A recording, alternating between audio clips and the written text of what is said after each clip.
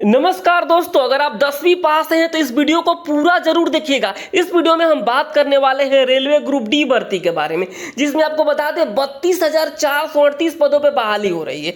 कब से आवेदन शुरू होगा और कौन कौन सा डॉक्यूमेंट्स लगेगा, यह जानना आपके लिए बहुत ही जरूरी हो जाता है। चाहे आप किसी भी कैटेगरी से आते हैं, चाहे आप ओबीसी से आते हैं, चाहे आप ईबीसी से आते हैं, चाहे आप यूआर कैटेगरी से हैं, चाहे आप एससी से हैं, एसटी से हैं, ईडब्ल्यूएस से हैं, सब के बारे में हम बात करने वाले इस वीडियो में। क्योंकि आप देखेंगे स्टेट लेवल का जो जॉब होता है उसमें ओबीसी ईबीसी अलग अलग होता है, लेकिन सेंट्रल गवर्नमेंट में जाते ही दोनों एक हो जाता है। इस तरीके का जो तमाम सवाल है उन सारे सवालों का जवाब देंगे, उस डॉक्यूमेंट लिस्ट को भी दिखाएंगे जो कि आपके पास होना बहुत ही जरूरी है। अगर आपके पास ये डॉक्यूमेंट्स नहीं होंगे, आपकी जो है आप एग्जाम पास आउट भी कर जाएंगे तब भी आपकी ज्वाइनिंग नहीं होगी।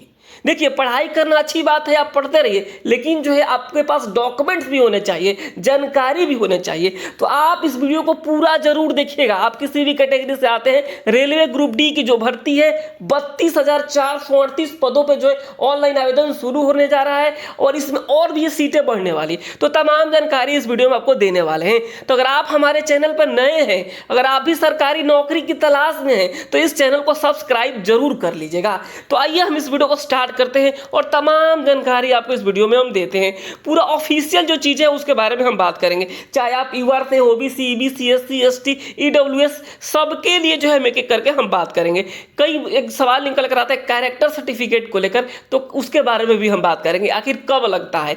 यहाँ पे देखिएगा एक न्यूज है जो न्यूज़पेपर के माध्यम से आप सभी ने देख लिया होगा। इस न्यूज को जो भी हमारे भाई बहन रेलवे की तैयारी कर रहे हैं उनके पास ये खबर पहुंच चुकी होगी कि 32,438 पदों पे बहाली होने जा रही है, जिसको लेकर इस तरीके की रिक्तियां जारी की गई है। आने वाले वीडियोज में हम ये भी बात करेंगे कि आपको कौन सा पोस्ट सिलेक्ट करना है, कौन सा बोर्ड चूज करना है, तमाम जानकारी भी देंगे। लेकिन इस वीडियो में हम बात करेंगे डॉक्यूमेंट्स को लेकर के। देखिएगा, अभी क्या हुआ था, बिहार पुलिस में एक जो भर्ती आई थी, जिनके पास उस समय का डॉक्यूमेंट्स नहीं था, यानी जब आवेदन किए थे तो उसके लिए जो धरना देना पड़ा, तमाम चीजें करनी पड़ी, तब जाके उसमें छूट मिली। तो आप इस चीज से वंचित होना चाहते हैं, यानी आप चाहते हैं कि आपके पास सारा डॉक्यूमेंट्स रहे और इससे आपकी नौकरी आसानी से हो सके, तो इसके लिए आप इस वीडियो को पूरा जरूर देखिएगा। देखिए, हम सबसे पहले हम बात करते हैं, यहाँ पे आप देखिएगा एससी एसटी कैटेगरी के बारे में, फिर हम चलेंगे एक एक करके। देखिए, सबसे पहले हम बात करेंगे एससी एसटी कैटेगरी के बारे में। तो इनको कौन कौन से डॉक्यूमेंट्स रिक्वायर्ड होता है, आरआरबी ग्रुप डी के बारे में मैं बात कर रहा हूँ। आरआरबी ग्रुप डी, देखिएगा, जो इनके पास डॉक्यूमेंट की जरूरत है वो है, डॉक्यूमेंट सबसे पहले होता है आपके पास 10th का सर्टिफिकेट होना चाहिए। 10th का सर्टिफिकेट है तो आप फॉर्म को अप्लाई कर पाएंगे। अगर आपके पास आईटीआई है तो अच्छी बात है, नहीं है तो भी कोई बात नहीं, आप फॉर्म को अप्लाई कर सकते हैं। ये मैं बात कर रहा हूँ, सबसे पहले आप समझिएगा, ऊपर ही हेडिंग दिया हुआ है एससी एसटी कैटेगरी के लिए। उसके बाद आता है निवास प्रमाण पत्र, ये जरूरी है, यानी जो जिसे डोमिसाइल कहा जाता है, निवास प्रमाण पत्र क्या है, जरूरी है। 10th के अलावा जो आईटीआई है तो अच्छा है, नहीं है तो भी फॉर्म को अप्लाई कर सकते हैं। निवास प्रमाण पत्र चाहिए आपका। ये देखिए, जाति प्रमाण पत्र, जाति प्रमाण पत्र आपको एक होना चाहिए, तभी जो है फॉर्म को अप्लाई कर पाएंगे यहाँ, यानी आप अपनी कैटेगरी में कर पाएंगे। नहीं तो अगर आपके पास, सोचिए अगर आप एससी एसटी है, अगर आपके पास जाति प्रमाण पत्र नहीं है तो आपको जो है जनरल में भेज दिया जाएगा, यानी आप यूआर कैटेगरी में चले जाएंगे। इसलिए आप लोग कास्ट सर्टिफिकेट बनवा लीजिए। देखिए, चाहे आप मेल हो या फीमेल, सबको बनवाना है। ऐसा नहीं है कि वो लड़का के लिए भर्ती है, दोनों के लिए भर्ती है। नहीं तो कई ऐसे सवाल आ जाते हैं कि भैया मैं तो लड़की हूँ, फॉर्म अप्लाई कर सकती हूँ कि नहीं। बिल्कुल कर सकती हो, आज जो है कहीं कोई भेद नहीं, सब कोई बराबर है। तो यहाँ पे देखिए, महिला हो या पुरुष, कोई भी फॉर्म को अप्लाई कर सकता है। ये हो गया एससी एसटी कैटेगरी के लिए, तमाम चीज़ें मैंने बता दिया। 10th का सर्टिफिकेट, आईटीआई ऑप्शनल है तो अच्छा बात है, नहीं है तो कोई बात नहीं, निवास और जाति प्रमाण पत्र। अब हम चलते हैं दूसरे कैटेगरी के बारे में। दूसरा हमारा कैटेगरी है ओबीसी। देखिए, आप स्टेट लेवल के जो जॉब होते हैं उसमें बहुत कंफ्यूजन होता है।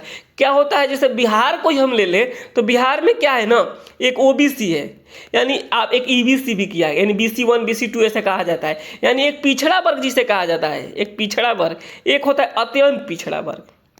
लेकिन आप जैसे ही आप जाएंगे सेंट्रल लेवल के जॉब में, क्योंकि आरआरबी का जो जॉब है, रेलवे ग्रुप डी का जो जॉब है, वो सेंट्रल लेवल का जॉब है, सेंट्रल लेवल का जॉब है। तो यहाँ पे आप जैसे ही जाएंगे, क्या करता है सेंट्रल, ओबीसी और ईबीसी को क्या करता है, एक साथ कर देता है। यानी यह कहता है कि आप स्टेट में भले ओबीसी ईबीसी होंगे, लेकिन हमारे लिए क्या है, आप ओबीसी हैं। यानी आप जो है ओबीसी कैटेगरी में आएंगे, तो ओबीसी के लिए क्या बनता है, एनसीएल बनता है, एनसीएल सर्टिफिकेट, जिसे कहा जाता है non creamy layer certificate. Creamy layer नहीं, नॉन क्रीमी लेयर सर्टिफिकेट कहा जाता है।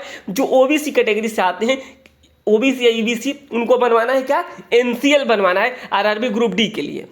यहाँ देखिए 10th तो होना ही चाहिए, मैंने अभी आपको बताया एससी एसटी कैटेगरी में भी इनके लिए भी 10th होना ही चाहिए। अगर आपके पास आईटीआई है तो अच्छी बात है, एनसीएल बनवा लेना है और निवास प्रमाण पत्र बनवाना ही बनवाना है। एक सवाल और निकल के आता है कि आखिर हम एनसीएल बनवाएंगे कैसे, एनसीएल हम बनवाएंगे कैसे।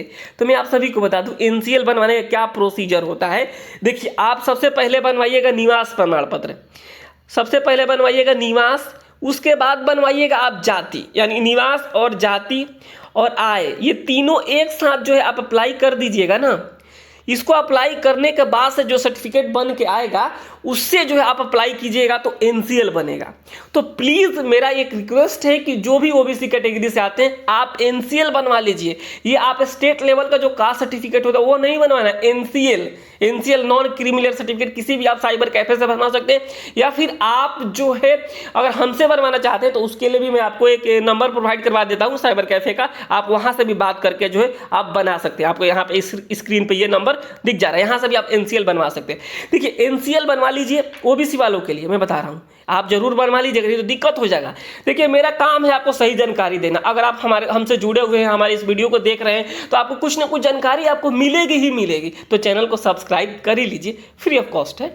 देखिए, ये चीज़ों का ओबीसी ईबीसी वालों के लिए मैंने बता दिया, एनसीएल कैसे बनता है, निवास चाहिए, एनसीएल चाहिए, आईटीआई ऑप्शनल है और 10th का सर्टिफिकेट चाहिए। 10th में क्या क्या लगेगा, कई बार लोग सवाल पूछ देते हैं। देखिए, 10th में क्या लगता है, मार्कशीट लगता है, पासिंग मार्क्स जो है पासिंग सर्टिफिकेट होता है, यही लगता है, और क्या लगता है। तो ये सारी चीज़ें हो गई। अब हम आगे बढ़ते, और दूसरा हमारा कैटेगरी आता है, यहाँ पे देखिए यूआर कैटेगरी के लिए। यूआर कैटेगरी में क्या क्या लगेगा, इस चीज़ को जानना जरूरी है, क्योंकि देखिए यूआर कैटेगरी में भी कुछ लोगों को ईडब्ल्यूएस में डाला गया। देखिए, अगर आप ईडब्ल्यूएस कैटेगरी में आते हैं तो आप ईडब्ल्यूएस सर्टिफिकेट भी बनवा लीजिए, ये भी जरूरी है आपके लिए। 10th का तो चाहिए ही चाहिए आपको, आईटीआई है तो अच्छी बात है, नहीं है तो कोई बात नहीं, ऑप्शनल है ये। और निवास प्रमाण पत्र बनवा लीजिए। यहाँ पे यूआर कैटेगरी से अगर आप आते हैं तो आपको क्या बनवाना है, निवास बनवाना है। आपके पास 10th तो होगा ही, आईटीआई ऑप्शनल है। अगर आप ईडब्ल्यूएस से आते हैं तो ईडब्ल्यूएस का भी सर्टिफिकेट आप लोग बनवा लीजिए। ये क्लियर होगा। ईआर कैटेगरी के लिए भी मैंने बता दिया, ओबीसी के लिए बता दिया, एससी और एसटी के लिए भी बता दिया। सबको मैंने बता दिया कि कौन कौन से जो है डॉक्यूमेंट्स लगेंगे, कहाँ से आप बनवा सकते हैं, उसके लिए मैंने आपको नंबर भी दे दिया।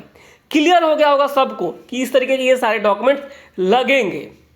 किसी को डाउट होता आप हमें कमेंट बॉक्स में भी लिख सकते हैं, आप हमें कमेंट कर सकते हैं।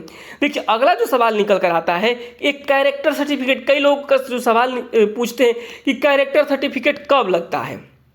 देखिए, जो कैरेक्टर सर्टिफिकेट होता है, यह जो लगता है आपको डॉक्यूमेंट वेरिफिकेशन के समय आपको मांगा जा सकता है आपसे। ऐसा नहीं है कि अभी जो है आपको कैरेक्टर लगाना है, अभी आपको नहीं लगाना है। अभी आप जो है ओबीसी से हैं तो आप जो मैंने बताया उसको बनवा लीजिए, एससी एससी है तो उसको बनवा लीजिए, ईडब्ल्यूएस है तो ईडब्ल्यूएस बनवा लीजिए, और इन सारे डॉक्यूमेंट्स को आप बनवा लीजिए, क्योंकि फॉर्म ऑनलाइन शुरू हो गई 21 तारीख से।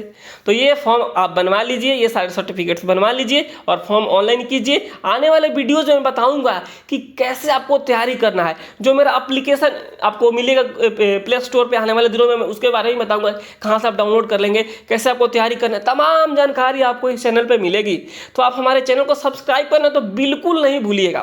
तो ये सारे मैंने आपको बता दिया, सारे डॉक्यूमेंट कौन कौन से लगेंगे रेलवे ग्रुप डी के लिए। तो आप भी सरकारी नौकरी चाहते हैं तो आप जो है प्रॉपर तरीके से सारी चीजें कीजिए, तैयारी भी कीजिए, डॉक्यूमेंट्स भी बनवा कर रखिए, जानकारी भी रखिए, तभी जाके आपकी नौकरी होगा। ऐसा नहीं आप बंद कमरे में केवल पढ़े जा रहे हैं और आपको पता ही नहीं कौन फॉर्म निकल रहा है, पता ही नहीं कौन डॉक्यूमेंट बनवाना है। तो ऐसा थोड़ा है कि आपको पढ़ाई देकर कोई आपको लाएगा कहेगा लीजिए नियुक्ति पत्र, ऐसा नहीं होता है। आपको सारी चीजें जाननी भी पड़ेगी, आपको पढ़नी भी पड़ेगी, तभी जाके नौकरी होगी। तो लगभग मैंने सारी चीजें बता दिया है। तो अभी भी किसी को कोई डाउट्स रह गया हो तो आप हमें कमेंट बॉक्स में जरूर लिखिएगा। नमस्कार, धन्यवाद।